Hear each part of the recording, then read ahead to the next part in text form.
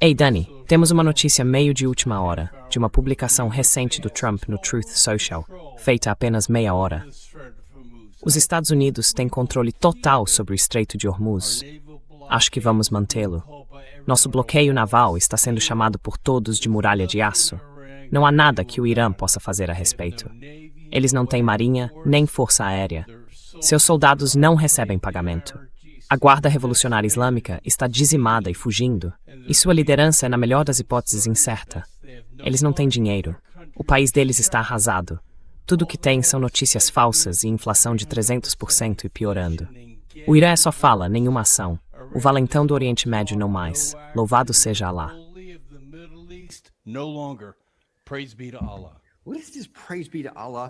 O que é esse negócio de louvado seja Alá? Cara, só isso já é estranho. Eu não sei do que ele tá falando aí. Mas isso obviamente. Bem, deixa eu mostrar uma coisa que eu já ia mostrar mesmo. Juntando isso com o que o presidente Trump disse ontem à noite, me diga, esse cara está com todas as cartas no baralho? O Irã está indo bem, indo absolutamente bem. Nós controlamos totalmente o Estreito de Hormuz.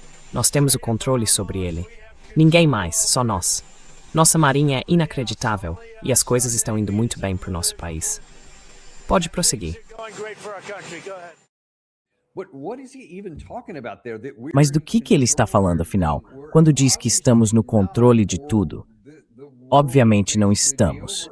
Se estivéssemos, a guerra praticamente já teria acabado, porque o fluxo estaria saindo. Agora, para ser justo, há algum fluxo saindo, por vários motivos. Vamos falar disso daqui a pouco. Mas ele ainda está bem abaixo dos níveis anteriores à guerra, e longe do que precisamos para que a economia global volte a uma condição saudável. O que você diz?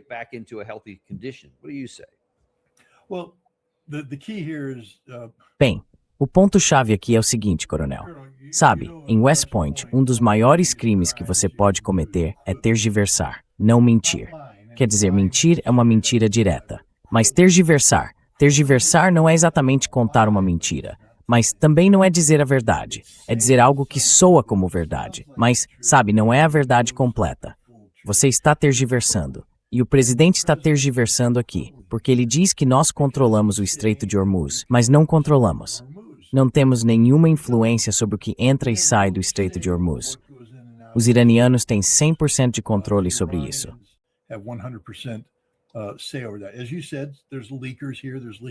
Como você disse, a gente vazando informações aqui, a gente vazando informações ali. Mas a propósito, os iranianos têm controle com sua marinha, aquela que ele diz que eles não têm, aquela que os Estados Unidos não conseguem derrotar. Ele está falando de uma muralha de aço. Então está falando do bloqueio. E é aí que sabe, Pete Hegseth prestou um desserviço à nação, porque Pete Hegseth convenceu esse presidente de que temos uma muralha de aço. O presidente não inventou esse termo. É um termo que veio do Pentágono, uma muralha de aço pela qual nada passa. O que significa, segundo Hegseth, que controlamos indiretamente o Estreito de Hormuz, porque qualquer coisa que queira passar pelo Estreito de Hormuz tem de passar pela nossa muralha de aço, e não consegue passar por ela.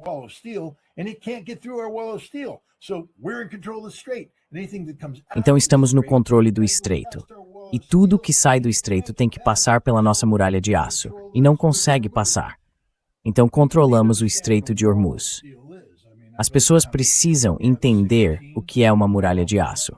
Quer dizer, não sei quantos navios temos. 16. Isso não é uma muralha de aço, senhoras e senhores. Marquem a posição dos navios. Mapeiem a área do Golfo Arábico ou do Golfo do Mar da Arábia, onde eles estão. E vocês vão ver que não temos navios suficientes para formar uma muralha de aço. Temos pequenos postos avançados de metal enferrujado, mas não uma muralha de aço. E mais, quanto mais nos aproximamos da costa iraniana, não há navios americanos lá, porque os mísseis deles afundariam nossos navios. Há uma enorme lacuna.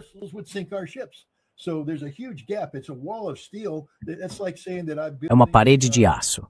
É como dizer que estou construindo um muro para proteger os Estados Unidos da imigração ilegal.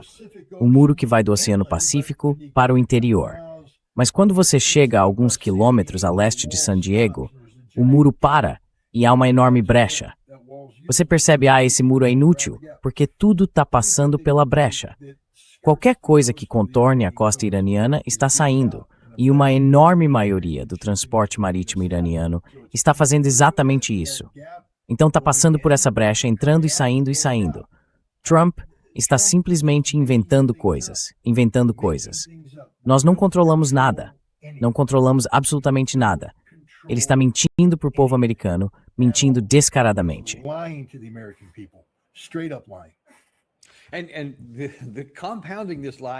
E para agravar essa mentira, tem umas coisas bem estranhas. Então vou entrar nisso porque está diretamente relacionado.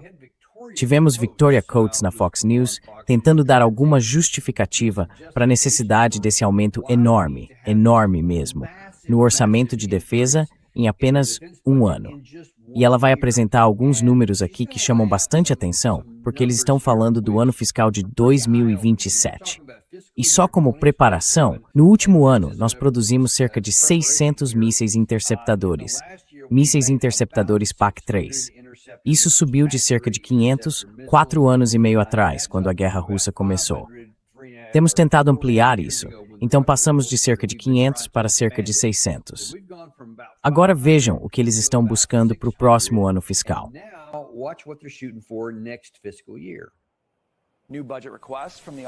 Novos pedidos orçamentários das Forças Armadas prevêem quase 14 mil novos mísseis e mais de 850 interceptadores THAAD só em 2027. É um grande aumento, à medida que os Estados Unidos buscam recompor estoques esgotados e reforçar a prontidão militar.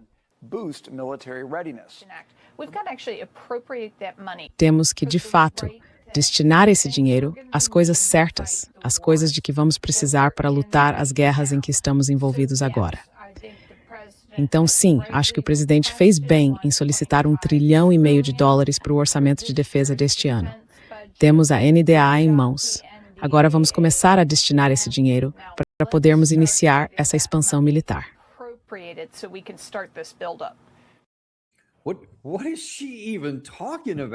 Do que ela está falando, afinal? 14 mil mísseis PAC-3, quando só conseguimos fabricar cerca de 600? Ela disse só no ano fiscal de 2027. Talvez ela esteja muito errada. Talvez seja isso que vão destinar, e ao longo de vários anos. Quer dizer, vai ser ao longo de muitos anos. Mas ela tem razão ao dizer que é nisso que precisamos focar?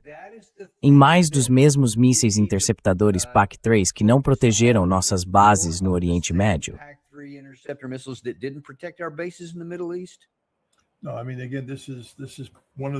Não, quero dizer mais uma vez, esse é um dos motivos pelos quais os Estados Unidos não vão recuperar tão cedo seu status de potência militar global.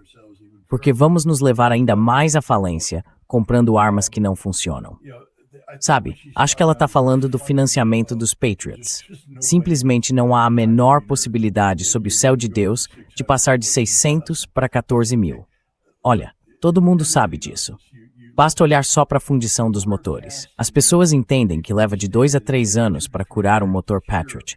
Então, mesmo que pudéssemos fundir todos esses motores hoje, e não podemos porque não temos as instalações de fundição, esses Patriots não estariam prontos para uso antes de 2 ou 3 anos.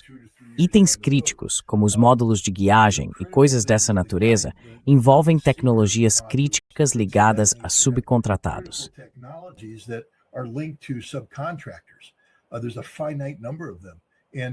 Há um número limitado delas.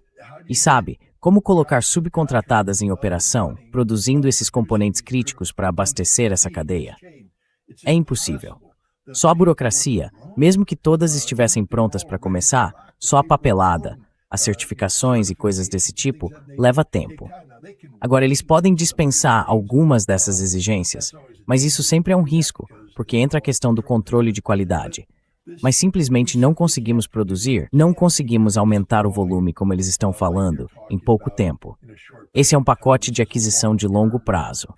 Mas, de novo, eles nem sequer destinaram o dinheiro ainda.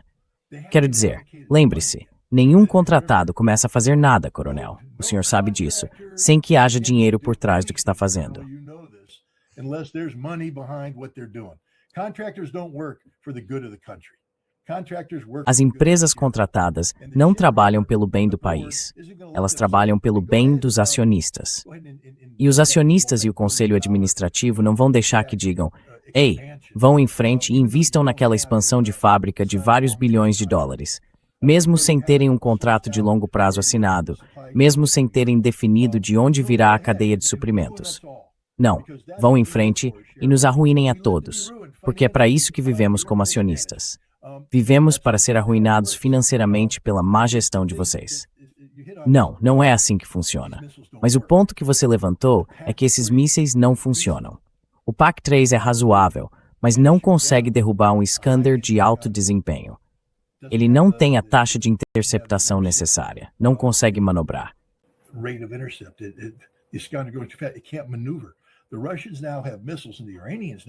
Os russos agora têm mísseis e os iranianos agora têm mísseis que eles lançam e que podem se deslocar. Então, no segundo em que o algoritmo entra em ação, ei, pegamos. Não, não pegamos. Não, não pegamos. Nunca pegamos. Ele está atingindo o alvo. Bum. Os avanços na tecnologia de mísseis são tais que nem o THAAD nem o Patriot conseguem interceptar a ameaça de alto nível vinda da Rússia, da Coreia do Norte e do Irã. Então vamos gastar todo esse dinheiro construindo uma arma que sabemos que não funciona. E quando eles chegarem, vamos ter essa falsa sensação de realização. E preciso lembrar a todos que nenhuma das nossas armas funciona. O SM-3 não funciona. O SM-6 não funciona. O THAAD não funciona. O Patriot 3 não funciona. Nenhum deles funciona. E agora podemos passar aos sistemas de enfrentamento a longa distância. Eles também não funcionam.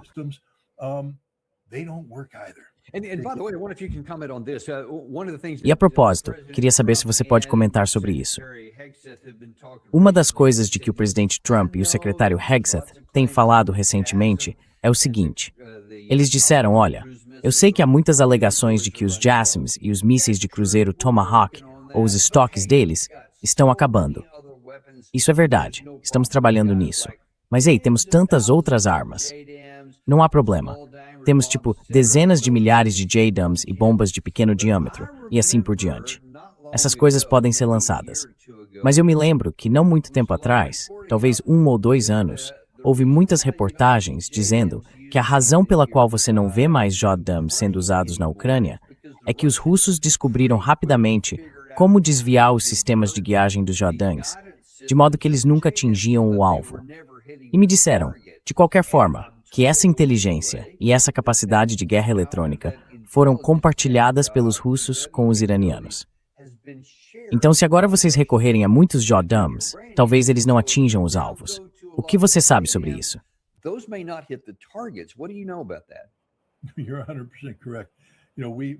Você está 100% certo. Sabe, começou com os HIMARS. Nós fornecemos o sistema HIMARS, e nas primeiras vezes em que ele foi usado, em junho e julho de 2022, estávamos atingindo postos de comando, munição e tudo mais. Era a melhor coisa desde o pão fatiado. Agora os russos vão perder a guerra. Bom, os russos fizeram algumas coisas. Mudaram a abordagem. Disseram, bom, agora há uma arma que pode atingir depósitos de munição, então não vamos colocar um grande depósito de munição ali. Vamos dividir isso e ser mais espertos na forma de fazer. Comando e controle, nada de um único posto de comando. Dividir tudo, ter melhores capacidades de comunicação.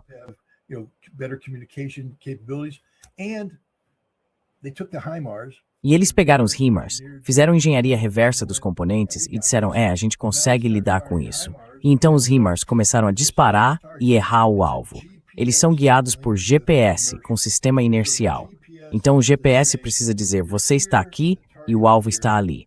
E quando você dispara, o sistema inercial vai te guiando até lá, mas continua recebendo atualizações do GPS. Bum, opa, certifica-se de que você está aí. Bum, opa, bum, bum. E os russos, basicamente, interferiram no GPS e os HIMARS começaram a errar. Aí tudo começou a errar. Trouxemos as JDAMs, lançamos as JDAMs. Elas nunca foram eficazes. Nunca fizeram o que queríamos que fizessem, porque erravam. Os russos não erravam por pouco, erravam por muito.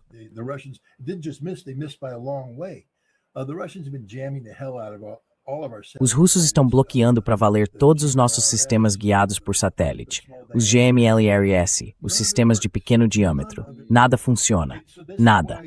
É por isso que a Starlink se tornou algo tão importante. Quando estive na Rússia, em junho, me encontrei com 3 pessoas diferentes encarregadas de derrotar a Starlink. E todas me disseram, nós resolvemos isso. E eu perguntei, sério? Vocês resolveram isso? Eles disseram, sim, temos 3 abordagens diferentes que podemos usar. Temos uma coisa, temos a segunda coisa, e a terceira se chama triturador. Basicamente, eles vão lá em cima, e sabe como a Starlink é? Você tem toda uma cadeia de satélites. Eles simplesmente vão lá e destroem tudo. E acaba tudo. Mas aí é o fim do espaço.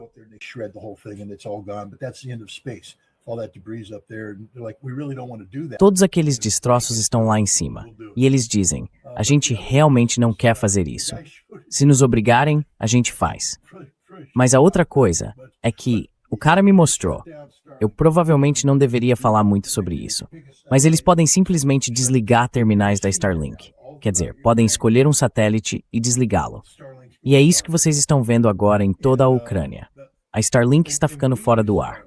E nós usamos a Starlink. Nós também usamos a Starlink. O Lucas, que é a versão americana idiota do drone iraniano, é uma coisa guiada pela Starlink. Não funciona, porque os russos podem desligar a Starlink e interferir na Starlink. Nenhuma das nossas armas funciona. As pessoas precisam entender isso. Colocamos tanta ênfase na tecnologia que esquecemos o básico do combate.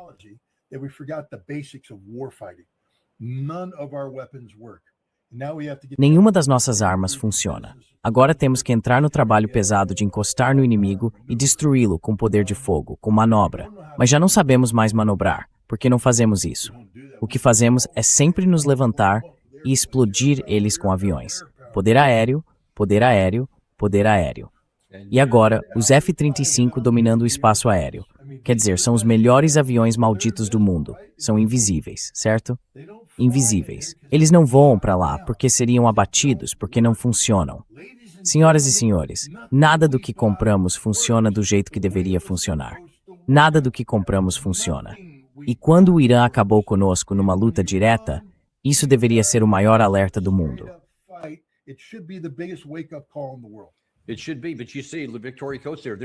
Deveria ser. Mas veja, essas pessoas como a Victoria Coates por aí estão dizendo, não, vamos simplesmente fazer mais do que estávamos fazendo. Exatamente as mesmas coisas. E isso, na minha visão, só fortalece o argumento de que um dia sofreremos uma derrota estratégica. Não um constrangimento, mas uma derrota total, porque estamos nos preparando ainda mais para isso. Bom, escuta, eu realmente agradeço por você ter participado hoje. Desculpe, vou ter que encerrar por aqui. Na verdade, tenho outro compromisso daqui a pouquinho.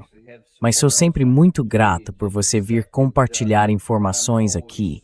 Informações que simplesmente não estamos recebendo em nenhum outro lugar e uma perspectiva que é muito própria sua. Muito obrigado por participar hoje. Obrigado por tudo. Estaremos de volta aqui com vocês daqui a cerca de 1 hora. Robert Barnes vai voltar, direto do 1776 Law Center. Foi um evento muito bom, ele tem ótimas informações de bastidores para compartilhar. E Stanislav Kropivnik acabou de voltar das linhas de frente. Ele vai nos contar um pouco sobre o que realmente está acontecendo lá, a realidade nua e crua das linhas de frente. Você confere isso às 3 da tarde de hoje no Daniel Davis Deep Dive. Até lá.